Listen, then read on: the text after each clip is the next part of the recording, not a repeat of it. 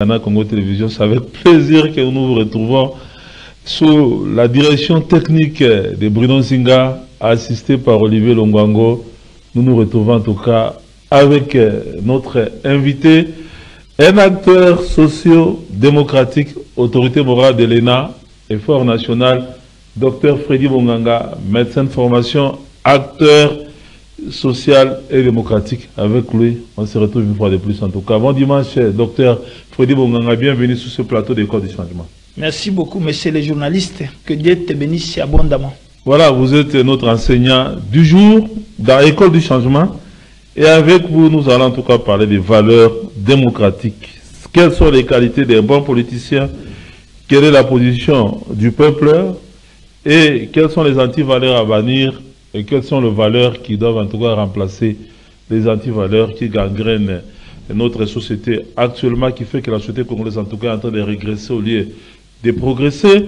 Nous allons encore parler du contrat social qui lie le gouvernant avec la population. Voilà, en gros, ce qui va en tout cas constituer la trame de cette émission. Docteur Freddy Bonganga, on va aller tout droit. Quelles sont les valeurs démocratiques? Les valeurs démocratiques partagées. Parce qu'on ne construit pas les pays avec l'argent seulement, mais on construit les pays avec des valeurs, parmi lesquelles vous avez l'honnêteté, la l'acidité, les savoirs, notamment les savoir-faire, le savoir-faire faire, le dynamisme et la discipline. Et parmi ces valeurs-là, feront que la République démocratique puisse tenir debout. Mais si dans un pays, il n'y a pas de valeurs, il n'y a que d'antivaleurs, nous sommes obligés d'apporter un enseignement. Et cet enseignement doit être un enseignement positif. Parce que beaucoup de gens ont parlé du changement de mentalité. Mais pour changer le mental, il faut la nourriture appropriée. Et cette nourriture appropriée n'est rien d'autre qu'un enseignement positif. Voilà pourquoi aujourd'hui nous avons choisi comme thème les valeurs démocratiques partagées. Parce qu'il s'agit bel et bien des politiciens, mais là, nous essayons d'éclaircir certaines choses. Qu'appelle-t-on un politicien? Un politicien n'est rien d'autre qu'un serviteur du peuple congolais. Il a comme position les serviteurs. C'est-à-dire, il est venu rendre service. Lequel service doit améliorer les conditions de vie de la population. Vous voyez la place maintenant du politicien. Et j'avais aimé à l'époque, bien que les gens disaient que le MPR était un parti État, mais il avait comme slogan, MPR égale servir. C'est servir, non. Donc, malheureusement, ce slogan n'a jamais été mis en application. Et aujourd'hui, c'est encore pire. On n'a pas en tout cas de serviteurs. Oui, oui. Aujourd'hui, c'est encore pire. Parce que les MPR, avec ces principes-là, et c'était quoi? Les partis nationaux devraient être au service de la population. C'est-à-dire faire tout pour que le peuple congolais trouve les mieux-être. Mais qu'est-ce qui arrive? Les politiciens, tous ces principes devenaient comme des slogans. Ils viennent pas pour servir le peuple, mais pour se faire remplir les poches. Mais aujourd'hui, nous avons le peuple d'abord aussi. Mais aujourd'hui aussi, on a parlé aussi du peuple d'abord. Et quand on parle du peuple d'abord, il faut commencer par le pouvoir d'achat du peuple. Et l'autre fois, dans notre émission passée, je vous avais dit que pour relever le Congo, il faut toujours commencer par la famille. Et la famille, là-bas, il y a les chefs de famille qui est le papa. Tant que le papa n'a pas de pouvoir d'achat, le pays ne peut pas marcher. Et pour avoir le pouvoir d'achat, il faut un salaire qui le mettait en vie. Et aujourd'hui, vous savez que non seulement qu'il est sous-payé, il est hypopayé, mais ce salaire n'arrive pas. Vous faites des mois de 50 jours, de 60 jours, et puis les politiciens, ils sont des sans-foutistes, ils ne s'occupent pas. Et comme aujourd'hui, nous avons la guerre à l'Est, tous les prétextes, oh voilà, tout l'argent c'est parti là-bas. Non, ça a commencé même avant. Même lorsqu'on n'avait pas la guerre, les politiciens, ils payaient toujours les Congolais en retard. S'il faut se résumer, puisque c'est ça, nous parlons de politiciens, quelles sont les qualités d'un bon politicien? Un bon politicien doit être au service de la nation. Un bon politicien doit amener les changements. Il doit impliquer les changements positifs. C'est-à-dire que amener le bien-être complet de la population. Et donner le pouvoir d'achat au papa congolais, lequel papa congolais va prendre en charge toute sa famille, c'est-à-dire sa femme et ses enfants. Sinon, qu'est-ce qui va arriver? On aura toujours un gouvernement voyou qui ne fait que fabriquer des koulouna. Parce que nous, à un moment donné, nous nous disons, mais il y a des koulouna, mais qui fabrique des koulouna? Mais c'est le gouvernement qui est en train de fabriquer les koulouna. Mais chaque fois que le gouvernement ne paye pas à temps, parce qu'on ne connaît même pas la date de la paye. Vous comprenez? Chaque fois que la monnaie a perdu la valeur et que le salaire n'est pas ajusté. Tu t'imagines, par exemple, je peux prendre le cas des médecins. Les médecins, ils touchaient $1000. L'équivalent de $1000. Mais aujourd'hui, ils ont perdu tous ces pouvoirs d'achat. C'était en quelle année l'équivalent? C'était en quelle année? C'était en 2018, 2000, avec Matata Pogno. Voilà. Avec Matata Pogno. Et aujourd'hui, c'est combien? Aujourd'hui, c'est dans les 400, 450, vous comprenez? Donc, ils ont perdu, on a perdu le pouvoir d'achat. De $1000 à $450. Donc, on a déjà perdu 650. Vous voyez? Et, par contre, quand vous allez au marché, le marché a flambé. Et le pouvoir d'achat a régressé. Et cet écart-là, c'est cet écart-là qui forme des koulouna. Pourquoi? Parce que le papa maintenant devient irresponsable, il ne sait plus contrôler sa famille, il ne sait plus prendre en charge tout ce qui sont à sa disposition. Qu'est-ce qui va arriver? Il y aura naissance, le koulouna pour les jeunes garçons et la prostitution pour les jeunes filles. Donc vous voyez, on peut avoir un gouvernement, mais un gouvernement qui ne crée pas le bien-être, un gouvernement qui crée maintenant le koulouna, qui crée des prostitutions. Et nous, dans l'école du changement, nous venons avec le nouveau enseignement pour alerter le nouveau gouvernement qui va venir pour dire de ne pas reprendre ces antivaleurs. Parce que je crois que, et je regrette la mort du feu docteur Etienne, parce qu'il s'en tenait beaucoup. Etienne Tshisekedi Wamulumba, il parlait toujours d'antivaleurs. Il parlait de l'état de droit, il parlait de la liberté. Nous devons relayer cet enseignement-là. Parce que nous avons été des témoins visuels et oculaires. Donc, docteur Freddy Bonganga, acteur sociodémocratique, autorité de l'art de l'ENA et Fort National, est aussi tshisekediste. Je suis tshisekediste par la philosophie. Vous comprenez? Oui, il ne voulait pas des antivaleurs. Parce que vraiment son combat était qu'il n'y ait pas d'antivaleurs. Les antivaleurs, c'est quoi? Le vol, le détournement des deniers publics, les assassinats, les biens mal acquis. Ça, c'est le socle d'Etienne Tshisekedi. Il s'est battu contre toutes ces antivaleurs. Il ne faut pas qu'il y ait... À un moment donné, il rappelait même le chef de l'État pour dire que toi, cher frère Mobutu, tu confondais ta poche et la caisse de l'État. Vous comprenez donc? Mais aujourd'hui, où est parti cet enseignement-là? Cet enseignement-là d'antivaleurs. Parce que si on continue avec les antivaleurs, le pays ne sera pas construit. Nous n'allons pas les transformer. Et voilà pourquoi nous venons avec l'enseignement positif. L'enseignement positif veut que les Congolais changent. Nous voulons les changements. Mais quel changement? Le changement de mentalité. Mais pour que les gens changent ces mentales-là, moi, docteur Bonganga, en tant qu'acteur socio-démocratique, j'apporte la sève nécessaire. J'apporte maintenant un enseignement pour que les gens puissent abandonner les mauvaises habitudes, de se servir. Oh, voilà, je vais devenir ministre. Tu as déjà dans ton esprit comment je vais acheter mon villa, comment je vais acheter une grosse voiture, comment je vais détourner l'argent. Cet esprit doit être aboli. Et je me dis, 6 mois après, peut-être 100 jours après, nous devons maintenant suivre chaque ministre.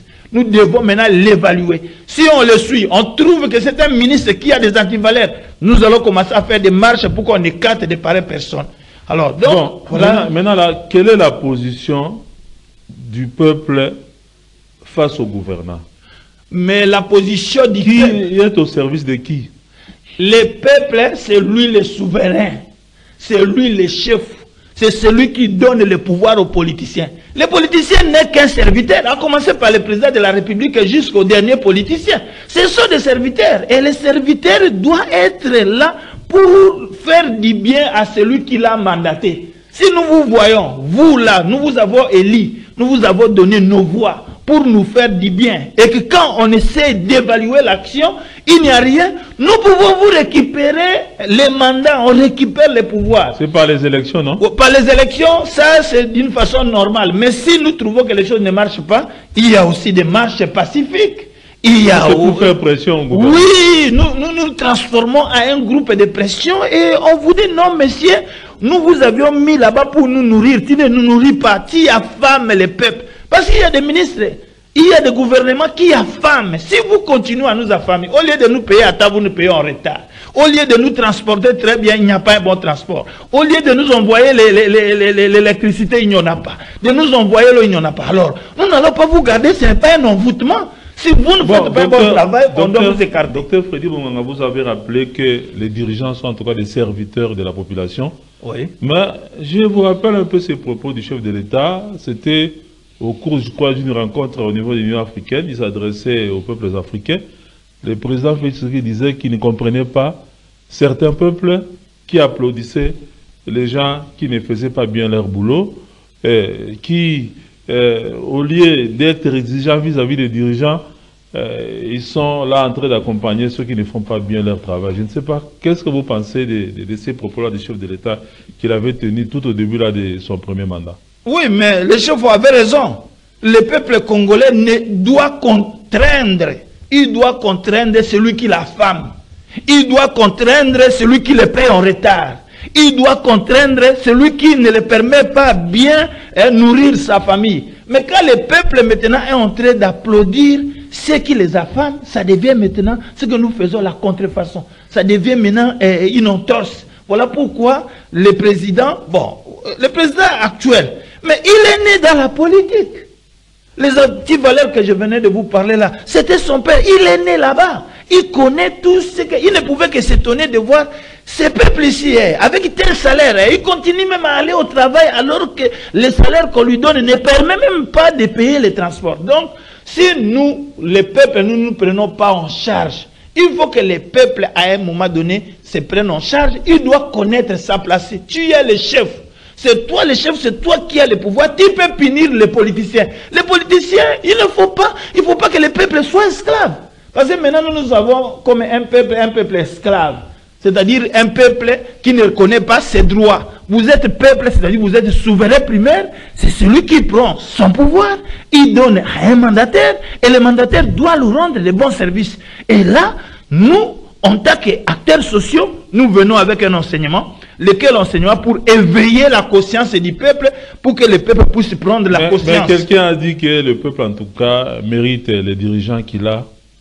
Oui, le peuple mérite les dirigeants qu'il a, parce que des peuples comme notre peuple ici qui ne connaît pas ses droits, même s'il a un mauvais dirigeant, il continue. Et quand vous regardez encore, moi, je n'ai pas été en contact avec la première ministre. Mais je vois que ce sont les mêmes qui avaient échoué qui commencent à défiler là-bas. Ils vont venir pour produire quoi? Ce sont des chefs de parti, non? Oui, les chefs de parti, les partis qui n'ont rien à mener, parce que le pays a régressé. Mais la première ministre Judith Souminoa Toulouka ne peut que échanger avec les chefs de parti. Oui, il les a reçus, mais je voulais tout simplement dire à madame la première ministre, madame, essayez de checker chaque personne. Tu verras qu'une personne qui a déjà été 8 fois ministre, une personne qui a fini tous les tableaux, et qui a lamentablement échoué, vous ne pouvez pas les reprendre. Donnez aussi la chance à de nouvelles personnes. Nous avons appris par exemple qu'elle a recommandé à ce que chaque composante qui doit faire partie de ce gouvernement puisse, pour chaque poste ministériel, envoyer 3 noms de personnes compétentes. Et c'est à elle, je crois, avec le chef de l'État, que le choix se fera. Bon, parce que moi, je n'ai pas entendu là où il a reçu la société civile. Hein. Parce que dans d'autres pays, il y a toujours les sociaux d'un côté et les politiciens. Mais ici, j'entends seulement parler des chefs de parti avec les politiciens. Par exemple, le gouvernement qui est... C'est la majorité parlementaire. Oui, mais cette manière-là conduire le pays, ça ne marche pas. Parce que nous n'allons pas l'accompagner. Si on met la société civile, qui est le peuple organisé à l'écart, parce que c'est nous qui sommes en contact permanent avec le peuple congolais. Nous voyons comment le peuple souffre. C'est nous qui avons la matière. Et vous comprenez, si dans ce gouvernement qui va sortir, il prendra seulement la seule composante, la composante politique, et puis la composante société civile mise à l'écart. Je crois que ça ne marchera pas. Parce que c'est nous qui appuyons. Les politiciens, avec l'ivresse du pouvoir, souvent, ils échouent. Mais la société civile, vous restez là comme un groupe de pression, mais rien n'empêche, parce que la société civile a évolué. La société civile qui était comme observateur, non. Aujourd'hui, la société civile est sur la table des prises de décisions. La société civile aujourd'hui n'est plus seulement comme observateur, voir comment les politiciens. Et d'ailleurs, si le pays, ça ne marche pas, c'est à cause des politiciens. La société civile, et la plupart, les quelques ministres qui ont bien travaillé, ce sont ceux qui ont commencé avec la société civile et qui sont devenus politiciens. Vous comprenez? Parce que nous venons fraîchement de la population. Nous savons ce que la population veut. Alors, donc, je demanderai à la première dame, à la première ministre, de tenir compte de cet élément pour que son message soit véhiculé, pour que lui puisse avoir le soutien de tout le monde. Il faut qu'il y ait la plus grande implication de la société civile. Si on écarte la société civile, il n'y a que les politiciens. Bon, nous là, nous allons contraindre le gouvernement, nous n'allons pas accompagner le gouvernement. Comment on doit accompagner? Ce qui se fait sans nous est contre nous. Donc, nous croyons qu'il devrait laisser une grande place à la société civile. Et souvent, c'est la société civile. Même pour dénoncer les rebelles, c'est toujours la société civile. Même pour dénoncer certaines anomalies, la société civile. Mais souvent, les politiciens oublient. Tout le monde ne va pas quand même devenir politicien. Il y a des ceux qui doivent rester.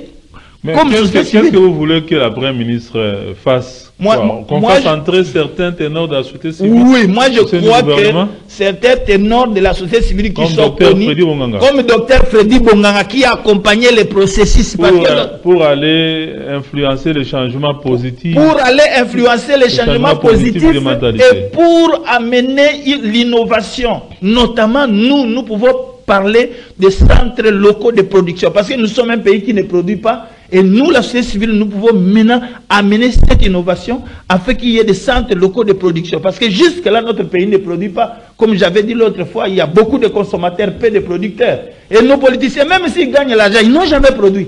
Ils produisent seulement des conflits.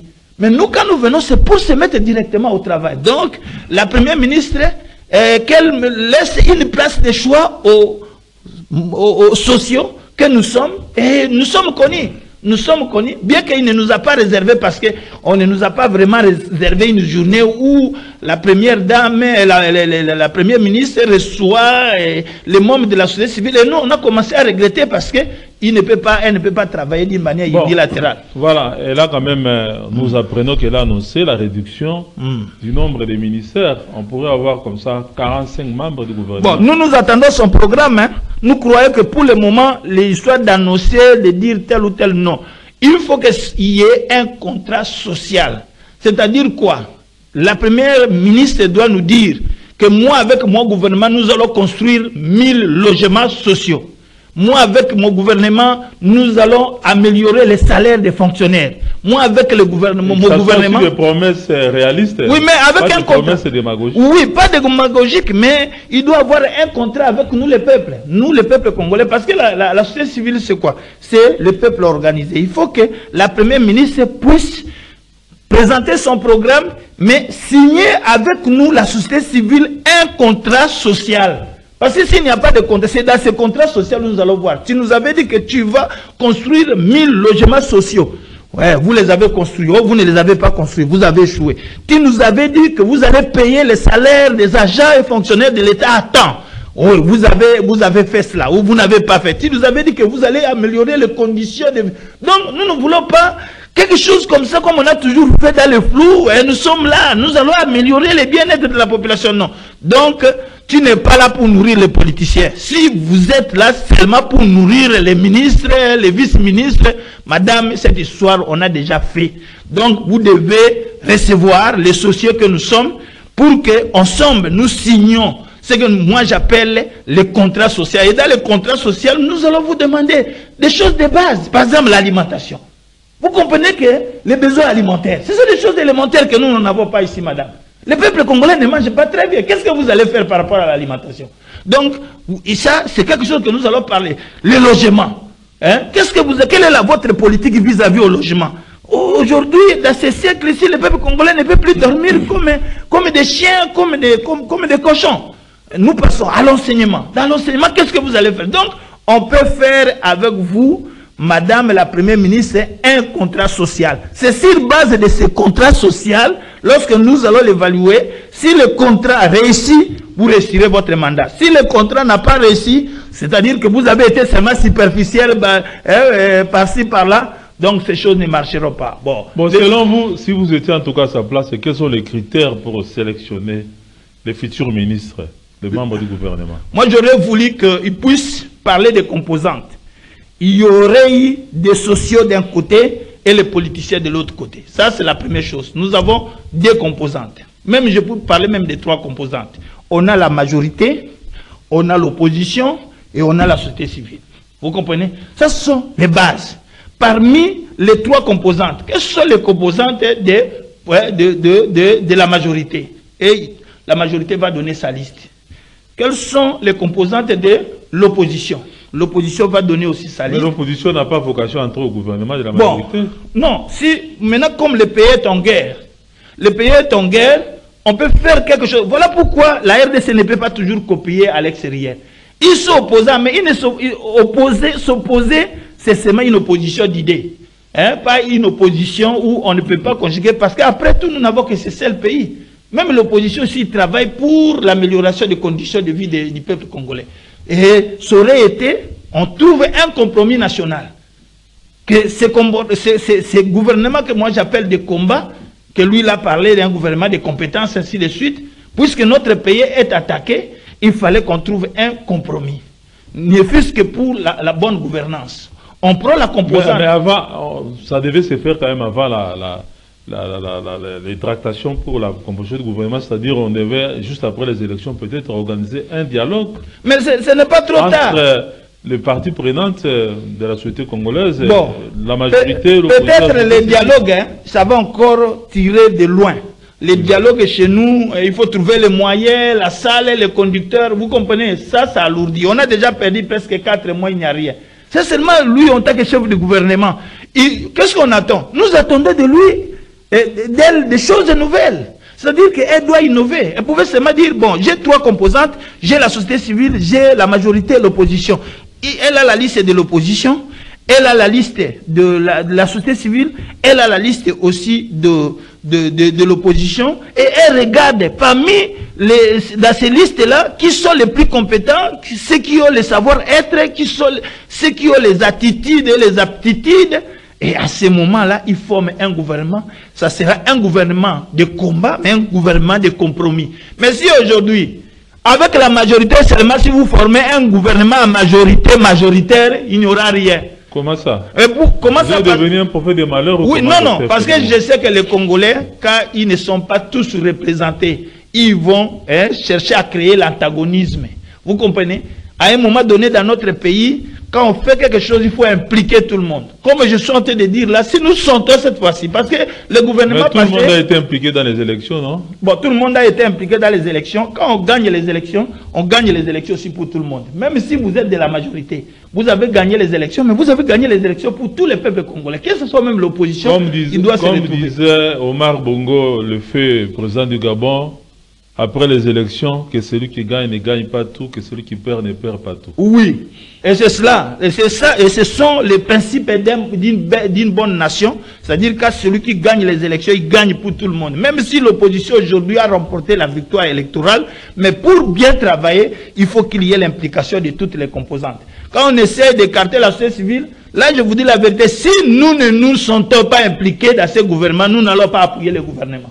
Nous n'allons pas appuyer, parce que ce que nous devons amener... le gouvernement de la République, comment... Mais le gouvernement de la République, il doit aussi... Il fait face à la guerre, la représentation. Et d'ailleurs, cette guerre, c'est toujours nous, la société civile, qui informons maintenant aux militaires que voilà, il y a un intrus qui est venu, et ainsi de suite. Donc, on ne peut pas mettre la société civile de côté. Donc, j'ai dit à la première ministre de tenir compte de la société civile. Les leaders sont connus. Tous ces acteurs-là politiques, ils savent qu'ils sont vraiment les vrais acteurs de la société civile. Alors nous, on attend. Mais ce n'était pas le sujet du jour, ça c'était une parenthèse. Bon, docteur Freddy Bonganga, oui. Vous aviez parlé des antivaleurs qu'on devait bannir. Oui. Mais quelles sont les valeurs autour desquelles, en tout cas, on peut aujourd'hui transformer la société congolaise? Oui. je voulais, avant d'arriver pour dire les valeurs, je voulais souligner quelque chose. Allez-y. Diabolisation. La diabolisation. Comme anti-valeur. Oui, comme anti-valeur Sati. Madame la première ministre, comme vous êtes là, vous verrez qu'il y a des gens qui viendront là-bas avec les noms d'autres personnes. Il y a une mauvaise habitude où nos confrères congolais, quand ils viennent chez un chef, la première chose c'est de venir parler du mal de quelqu'un d'autre. Détruire l'autre pour gagner la confiance. Cet élément-là. D'ailleurs, il y a même des jours où quelqu'un, un ami à moi, il est allé dire à un de mes chefs que j'étais fou. Vous vous imaginez? Je n'ai jamais fait l'objet de ces problèmes-là. Un monsieur qui a fini ses études, qui a une famille. Oui, c'était pour vous détruire. Il y a d'autres qui font même des poisons. Il empoisonne l'autre parce qu'il sait qu'il sera nommé. Donc, vous devez vraiment être prudente parce que les Congolais, ils ont vraiment ce que nous appelons ces antivaleurs. Alors, pour construire le pays, voici ce que moi, je propose comme valeur. Première valeur, il faut que la personne soit compétente. Voilà. Et dans la compétence, on voit maintenant quoi? Les savoirs. Il faut que cette personne doit savoir, doit avoir la connaissance. Il doit avoir la connaissance de la matière à laquelle il veut maintenant travailler. Donc, les savoirs.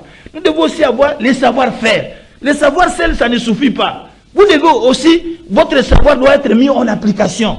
Nous ne pouvons pas nous limiter seulement avec des paroles, mais c'est une personne qui exécute son savoir. Que ce savoir-là... Ce qu'il dit, oui. Ce qu'il fait, ce qu'il sait qu'ils doivent aussi le mettre en pratique. Les transformer, le mettre en pratique.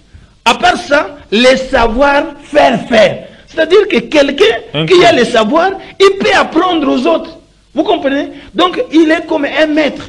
C'est-à-dire, il a le savoir, il a le savoir-faire, mais il peut apporter l'enseignement à une autre personne. Donc, les savoir-faire.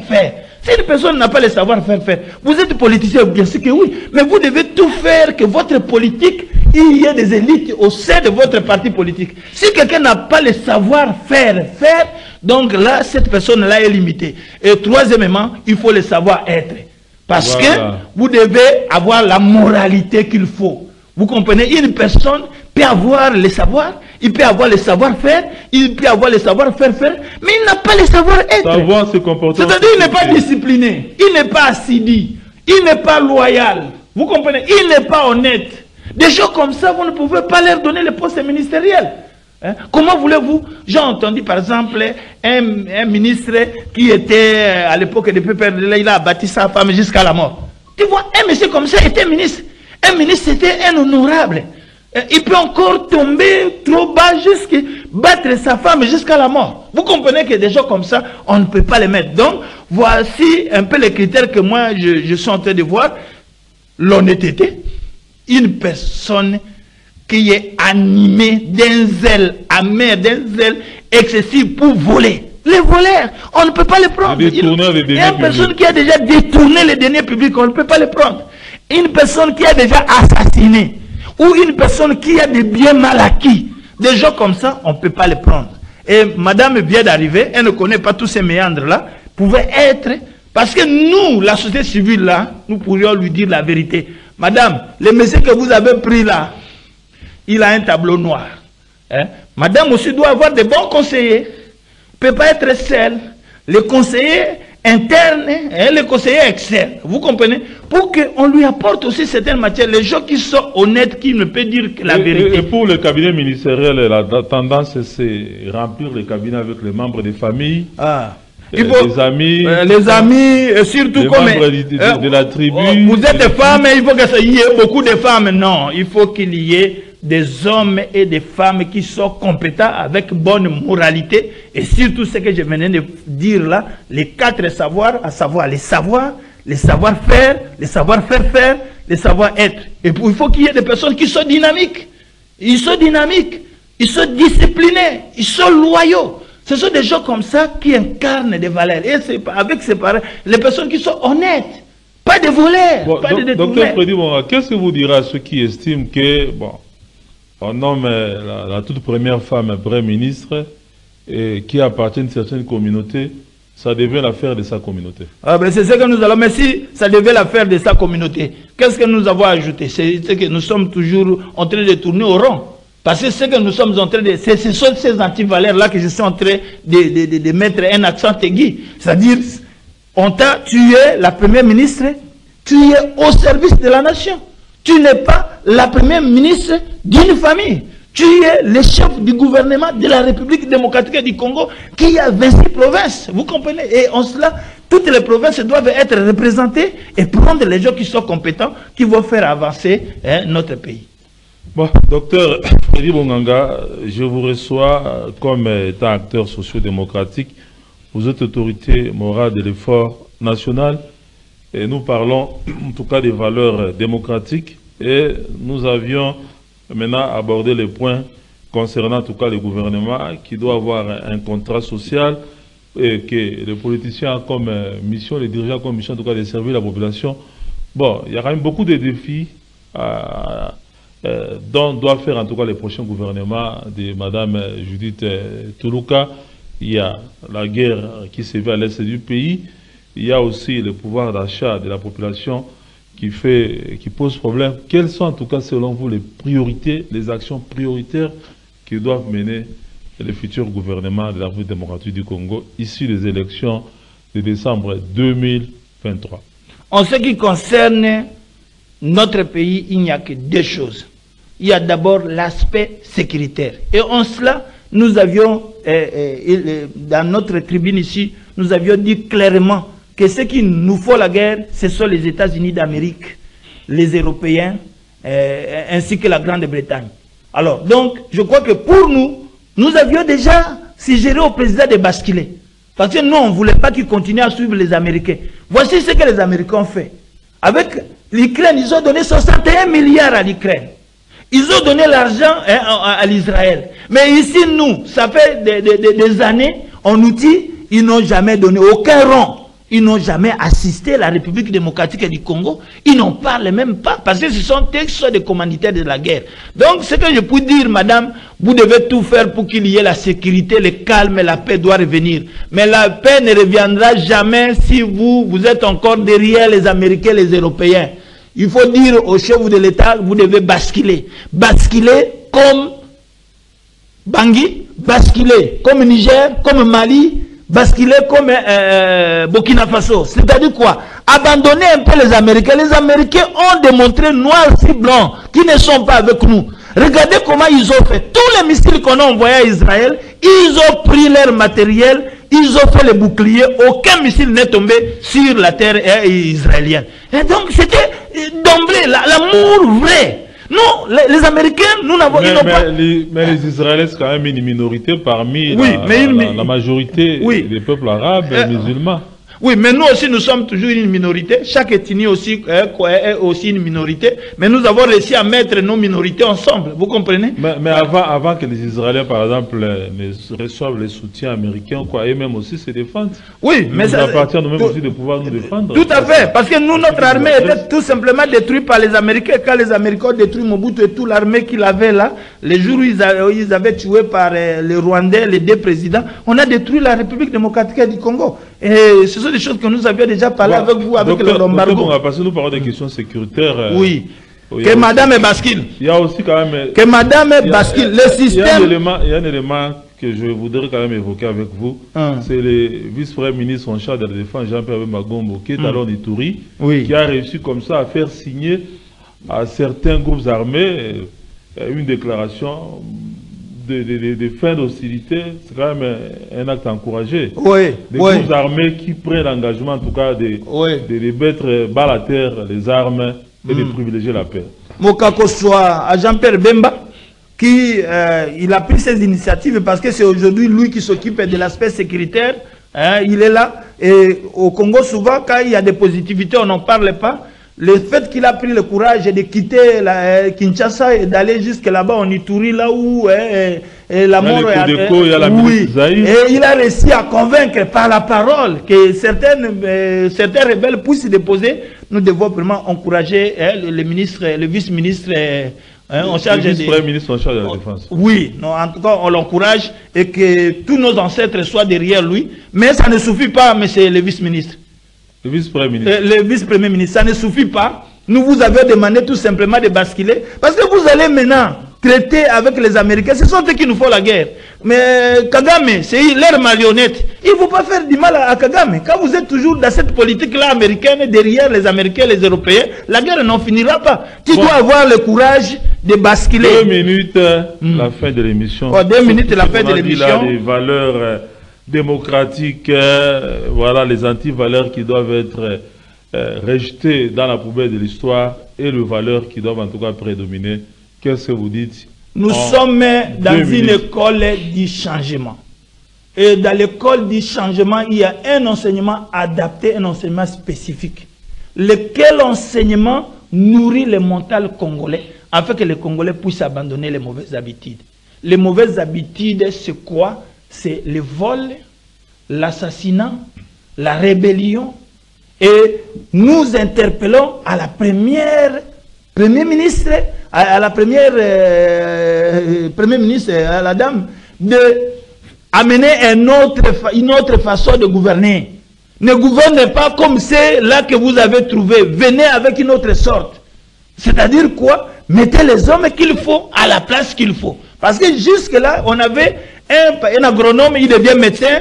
Un médecin, il devient peut-être un chanteur. Non, essayez de mettre de l'ordre. Ne prenez pas quelqu'un comme ministre, celui qui a des antécédents négatifs, celui qui vient dans le but de se faire servir, et n'oubliez pas surtout la société civile, et il y a des acteurs de la société civile qui sont connus, vous pouvez toujours continuer à nous recevoir. Vous pouvez toujours continuer à nous recevoir et nous inviter, nous allons vous donner des pistes. Parce que la plupart des politiciens, ce sont ceux-là qui ont été avec le marchand Mobutu, ça n'a pas marché.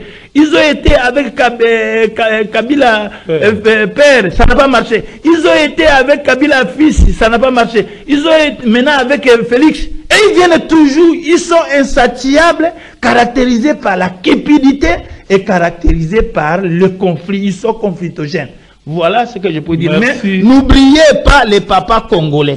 Si votre action sera jugée par rapport au pouvoir d'achat du papa congolais, si le papa congolais est payé à temps, s'il trouve les moyens pour nourrir sa femme et ses enfants, à ce moment-là, toi tu resteras ton mandat. Mais si le papa congolais continue à souffrir, il n'a rien, sachez que vous êtes seulement passé à la primature et vous allez sortir comme vous êtes entré. Ok, merci beaucoup, Dr Freddy Bonganga. Donnez le pouvoir d'achat au papa congolais, vous allez mettre fin au phénomène de Kuluna, vous allez mettre fin à la prostitution de nos jeunes filles. C'est par ces paroles de Dr Freddy Bonganga que nous mettons en tout cas un point final à cette émission. Merci à Bruno Zinga, merci à Olivier Longwango, merci au